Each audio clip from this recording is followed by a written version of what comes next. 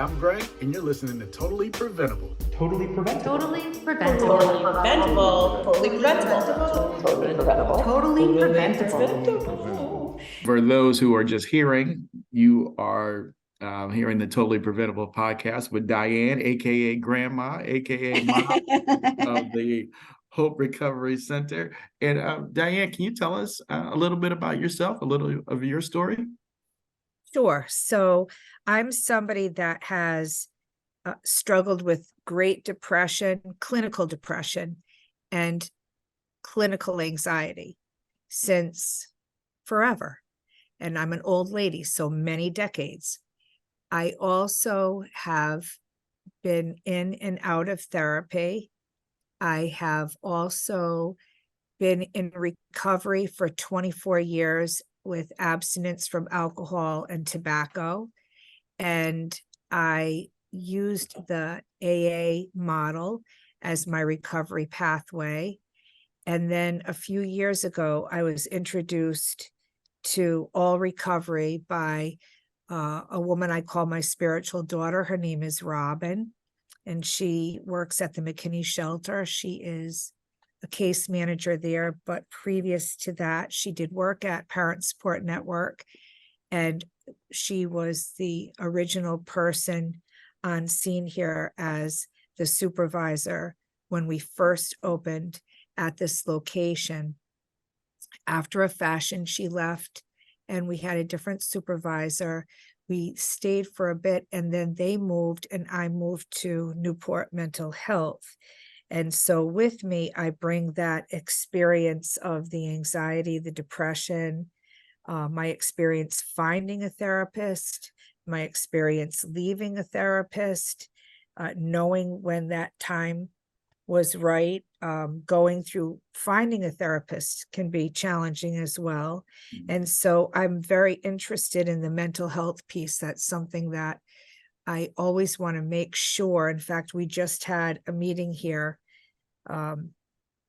I wanted to explain to people and ask people, our current members, to please spread the word that you don't have to have a substance use challenge to come here, that there are people that come here that are here for socialization, engagement, support around mental health challenges, and just don't have that challenge of substance use. So what's special about this environment is that we have many people that are unhoused. We have people that are food insecure. We have different ethnicities, different cultures, different gender identities, different ages. And we seem to have developed a family. We don't always get along. We don't always see eye to eye, and we make room for each other. This spot is, I like to think of it as an unorganized organization, in the sense that we make a lot of room for each other and a lot of room for freedom, less rules and more capacity to open up and have safe space. That's super important because the people that we serve have multiple experiences that are difficult, ongoing, and for which the answers are not always easy. And we try to make a lot of room here. We do lots of role playing. We have very earthy discussions. We have a lot of laughter here. We try to create an environment where it's totally preventable to be open and be received as such. And this environment means the world to me. This is my heart.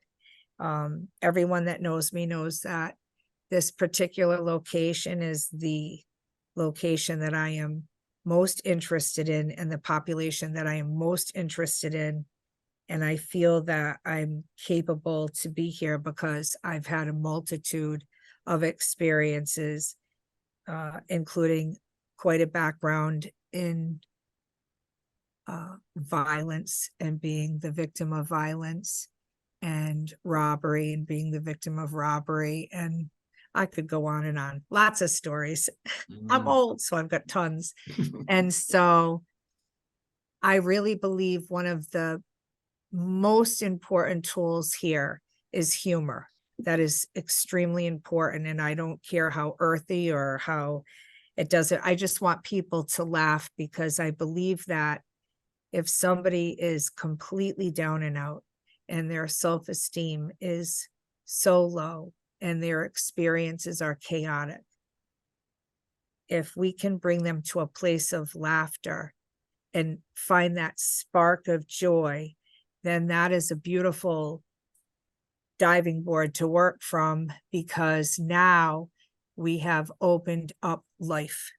There's something very powerful, in my opinion, it's just my opinion, in laughter. When we laugh, our breathing changes. I can feel my stomach go in and out, right? And that tells me that I'm alive. I'm still working. I'm still alive. My cylinders are working. And from that place, we can say that joy is available no matter what your circumstances are. And laughter is the proof of that. So we do a lot of laughing around here. I think the first time I met you may have been Hope's opening. Was there an event is that Washington Square, Washington Park or whatever? Yes, when we first opened, Lisa Conlon Lewis, who is the director of Parent Support Network of Rhode Island, she had an event and invited many people from various agencies and politicians and such. And she asked me to speak, and I did speak at that opening, along with many other people as well. And I told my story and such. And I remembered you because you were laughing and loud, and those are the people I'm drawn to, because I'm usually laughing and loud too. So I actually remember you, and I remember another woman who spoke, who I think was Native American, and she was very interesting too. She had an interesting connection to the earth, and I found that super interesting too. But that was a fun event to meet people in the community. Yes, that was wonderful. And when we opened, it was interesting because you're starting from a base of having, and you understand this at Totally Preventable, starting with no audience and building that audience out. And at that time, Robin was the supervisor here, and she and I would go out together and just walk around, walk up Broadway, start to talk to people, start conversations, bring a sandwich, bring some cookies, whatever we could do. And people started to come. And when we first opened, we had a lot of young people, and that was so much fun. So much fun. And then at one point, they again changed locations. And so that was great. But the problem was that the people here didn't have the ability to get to the other location, even though it wasn't far away. And so after a fashion, we were able to open up here again. And so you kind of are in a perfect location. I flew back here, even though I love Newport Mental Health. I want to give a shout out. I learned so much there that has made it valuable for me to be here, because I was able to be on a team with clinicians and learn many things from my boss there, Deb Carlson. And she talked a lot, which is what they talk about at Newport Mental Health, about the golden thread, and always wanting to help inform each person in each various role to know more about that person so that they can guide the person and help the person. And that helps a lot in the way that we communicate, and knowing that with releases, and only with releases given by permission of the individual, that we can have good communication. As peer recovery specialists, we are able to share pieces of our story, not to burden the person, but to let the person know that we really do understand from a place of lived experience, and we can connect, and we are identifying, not comparing. That comes from AA, from my experience with AA, This is not a competition. This is just so that you understand when you talk about the loss of your child, that I too lost my child. Now, I lost my infant. You lost an adult child. Yes, the details are different, but a child is precious. There's no replacement in the world for a child. And so I bring that lived experience of grief. I've also lost both parents, lost my mother recently. That's another process. I can say we're working together. You're helping me. I hope I'm helping you. And I'm in great grief right now, currently. And sometimes that really is a deep connection for that person. And so I have certain experiences, but they're not the same as our director, Jonathan. They're not the same as my coworker, Chris, or my coworker, Raphael. And so finding the right fit is super important. And we encourage people to find that right fit. Now, sometimes a person might say, well, I go and talk to Jonathan about my substance use issue, but I talked to Diane about my grief issue, but I talked to Chris about my anxiety issue in particular, because he understands, right? I don't have to explain. He's a guy, I'm a guy. We have these similarities. So when we talk, we know that we're not the only one for that person. That person can see all of us. We're really a family. And so sometimes the child goes to mom, the child goes to dad, the child goes to sibling, or the child goes to all of them. And sometimes we have a big group meeting where it's Chris and John and Diane and the individual, and it depends on the circumstances. We are always wanting to support a person and encouraging that person to be comfortable. It's super important to be comfortable with who you speak to. We don't want people to feel judged. That's super important here. We're not here to judge you at all. I myself have found myself in the streets previous to being a mother. When I was young, my life was very chaotic. I know what it is to not have a place to sleep and to not sleep. I know what it is to not have food. I know what it is to have an eating disorder. I had anorexia when I was younger. I have had bulimia, and I'm obese, and I struggle with weight, and I always have. And I feel that I bring that experience, and I am able to identify on that level. And I never want anyone to feel shame, because shame is useless. It's absolutely useless. And we have the world to shame us and blame us. And here at Hope, we want the opposite. I want to hear what your opinion is.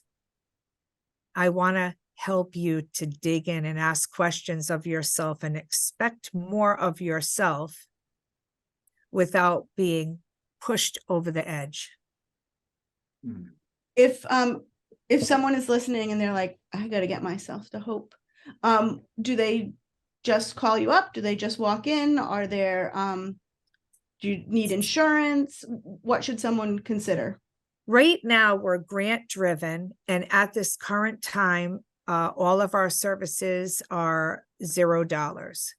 So you can come in, you can call at any time. The number is 401-324-5626. And you can come to 50 Washington Square if that's the particular place you want to come to. It's across from the Newport Courthouse and Eisenhower Park. There's a wall across the street from the park.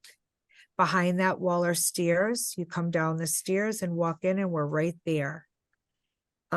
We're also located on Valley Road in Middletown. That's a wonderful place to go. Jonathan is actually director of both locations. And then, of course, we have the location on Beach Street in Westerly. So that in and of itself is sort of a geographic wraparound, right? and we're under the umbrella of Parent Support Network of Rhode Island.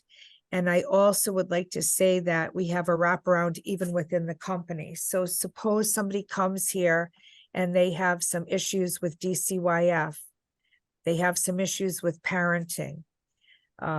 We're able to assist them and inform them about how to receive those services from Parent Support Network and from that part of the company. And yet they can still come here and receive their own individual adult services. Also, I do believe that there's great growth in that part of the company, and Jonathan can speak to that better than I can, but I do believe that there will be services of that nature at the Middletown location. At this location, we are not having children. We're not that appropriate for children. We're not appropriate at all for children. Honestly. Let's not beat around that bush. Let's be frank. Right, This yeah. is an adult, it's an adult environment. Yes. Yep, absolutely. And it's a safe space. And we really encourage people to feel free to explore their emotions and to goal set and to think more of themselves. Yep. Now, you have you mentioned a lot about family, and I like to sometimes associate family with community in a recovery family or a recovery community. How vital do you think a recovery community is? It's extremely vital, and it's extremely vital within the situation that we find ourselves in within this country, because we're so divided politically right now. If we can come in, and one of the beautiful things, I want to give a shout out to AA. One of the beautiful things about 12-step programs is that we agree that we're there to discuss our recovery. So we're not going to talk about religion. We might tap onto it, but we're not going to proselytize. I'm not going to try to get you to believe what I believe or don't believe what no, we make room for each other. And it's the same thing here. We make a lot of room for each other. So I'm making room for people that do believe in a higher power, that do believe in nature, that do believe in nothing, that do believe in the black hole, that do believe in, whatever. And so we're not here to tell people what to believe, and we're not here to I'm going to spoon feed you very slowly. I want to be a great manipulator. No, not here. Wrong. Thank you for saying. Yeah, we don't do that here. So we try to really be open to different gender identities, open to different cultures, open to the fact that there is not only racism, but there's intraracial issues within the race itself, and just trying to be aware that the more open we are in conversation, the more willing we are to be uncomfortable, the higher degree of receiving comfort. Because you're comforting me by accepting that I believe something very different than you believe, because those are the experiences I've had. Those are the lessons I was taught. And now we try to open that table up to appreciate each other's lessons, each other's backgrounds, each other's cultures, and the way that we identify. I myself am very honest and will tell you that it's very difficult for me to say they. So I am learning a lot about gender identity related issues that are beyond what I know, and I want to learn and I want to be respectful, but I respectfully tell you that I need to be reminded, I need to be corrected, and I'm open for correction. Mm-hmm. So I also have traumatic brain injury, and I could speak about that a lot. I will spare you those details and just say that that is another thing that I bring to the table. I love to work with people that have traumatic brain injury because it has changed my life, my personality. areas that I was able to function in before, not so much now. I need a lot of help around the computer. I need a lot of help around math, et cetera, et cetera. And so I think I bring a lot of sensitivity and great empathy to anybody that has had traumatic brain injury. So with that being said, it's very hard for my brain to understand plural with a person. My brain does not understand that. And so it's very hard. So I make a lot of mistakes here, and I'm happy to apologize for them. I just need to be reminded again and again. And so what makes peer recovery so important is that you get to see the mistakes that I make, and I want to be corrected. I'm not always corrected because people make room for me, but by practicing my own imperfection in front of you, practicing my grief, my anxiety, my temper tantrum, my whiny, whatever, my humanity is right here in the room. It's right here, all of me, every pound of me, my gray hair, the missing teeth, the whole thing. And I'm happy to share that level of vulnerability because I do believe that there is a great lesson in that. If I'm safe enough to do that, maybe you'll be safe enough to do that. And within that vulnerability, in the context of imperfection, totally preventable happens because you help me with the math and I help you with coming to terms with some feelings, and he helps me with a weight plan and some ideas around that, and she helps me with ideas about some exercises, and I help you understand that it's okay to sometimes need a walker, sometimes need a cane, sometimes be walking well. And that too is lived experience from myself. And I just feel like we share so deeply in this room that I do call it family. We learn how to be with each other. We go through bumps and bruises in here, and we all still come back. And it's because we've created an environment of love. I didn't create it.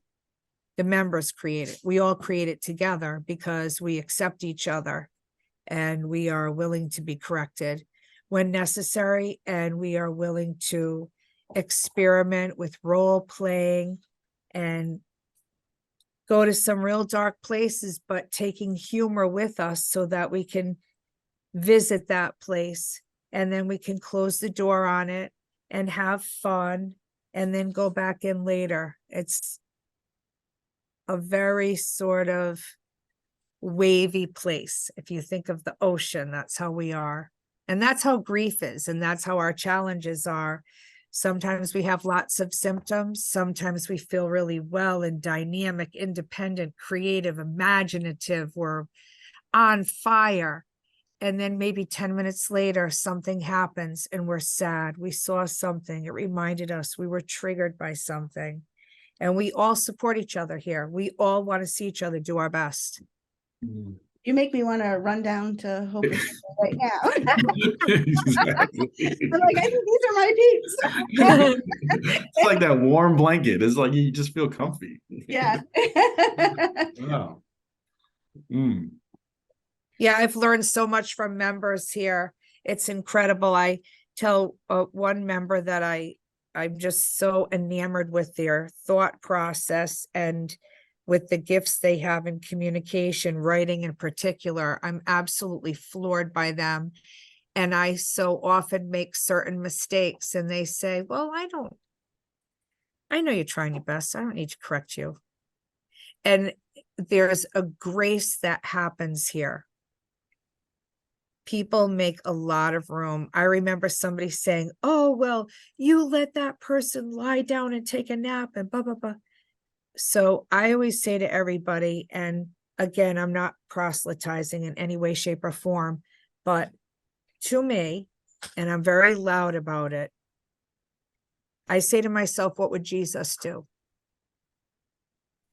If Jesus saw me and I was tired and I needed to lie down, Jesus would say, lie down And hopefully some of what we're talking about here today will land on you, even if you're asleep. Mm. Well, what happens? People come in, I didn't eat, I missed breakfast. What am I going to do? Well, we find a way to feed people here. And what would Jesus do? And it's not a religious place. This is just what Diane believes, and I'm not spreading it. I'm not, you don't believe in this, you believe in that. I honor you. I absolutely honor you. At the end of the day, that's my core. So you would be fed, you would be given a safe space. Well, they're swearing. Yeah, well, Diane swears a lot too. But Jesus forgives. You told a dirty joke. It won't be the first and it won't be the last. We are free to be authentically who we are here. And we give a lot of space for that here. And out of that comes trust. Yeah. Mm. I don't have rules up on the walls in here. Other places do that because those people crave order out of their chaos. Order is extremely important, and that is beautiful. But we have a little less order. We're kind of a messy bit over here. And out of the disarray and the chaos comes this beautiful mosaic. And I do believe that people will speak to that. I don't have to speak to that. You could ask any member here about that. Wow. This has been an amazing conversation. You bring so much to the table, and you sound so inviting and accepting. I don't know why anyone wouldn't get their butt down to Hope Recovery for any reason. Because it's totally preventable. Right. And I've only been there a few times. I think that there's always people laughing and chatting. It seems like there's always a fresh pot of coffee on. Everyone is always very welcoming. I would say, if you're considering checking someone out to talk to consider recovery, to just need someone to bounce some ideas or questions or concerns off, I would say head down to Hope Recovery, and someone will have some shared experience with you, because you guys have quite a few very knowledgeable people down there. Thank you. I think that we try very hard to fill in cracks for other agencies and to support their process, and to know that this is one way, but it's never the only way. And we are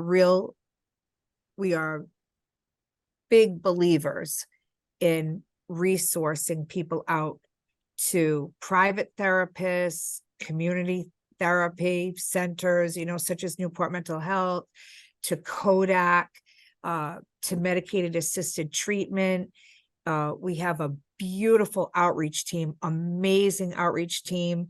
They do so much with Narcan and trainings and safe practices and equipment and so forth. And we try very hard. We work with the faith-based community. We work with all the agencies that are available. And we can't say enough about the Martin Luther King Center. I want to give them a shout out, because they provide meals, they provide a place for people to safely be with one another. And as we practice out these relationships, so many of us are from family dynamics that are complicated, I'll be polite, and we're able to practice out with one another and get corrected. And sometimes that can be a little bit tough, but we're able to negotiate ways and tools to get along with one another and to find common ground. That's so important to us here at Hope Recovery. We really are about common ground. And again, it's not comparing, it's identifying. That's very big here. Yep. Well, Grandma, you have just enlightened me, and I know I'm speaking for a lot of people who are listening. You're just, as Polly said, you just create such an inviting environment, and just listening to you can put, the most agitated person at ease. So I thank you for your time. I thank you for the tremendous amount of work that you're doing. Especially, I thank you for sharing a story with us. It is, like Polly, I just want to run down there right now and just to sit and talk and hear more. But I thank you for your time. Thank you. Thank you very much. Thank you very much. Thank you, Greg. Thank you. Thank you, Polly. Thank you, Totally Preventable. I appreciate this podcast so much, and I know so many listeners will as well. Thank you. We appreciate you and Hope Recovery. Thank you. Take care. You too. Bye-bye. Bye-bye. I'm Polly, and you've just listened to Totally Preventable. Totally preventable. Totally preventable. Totally preventable. Totally preventable.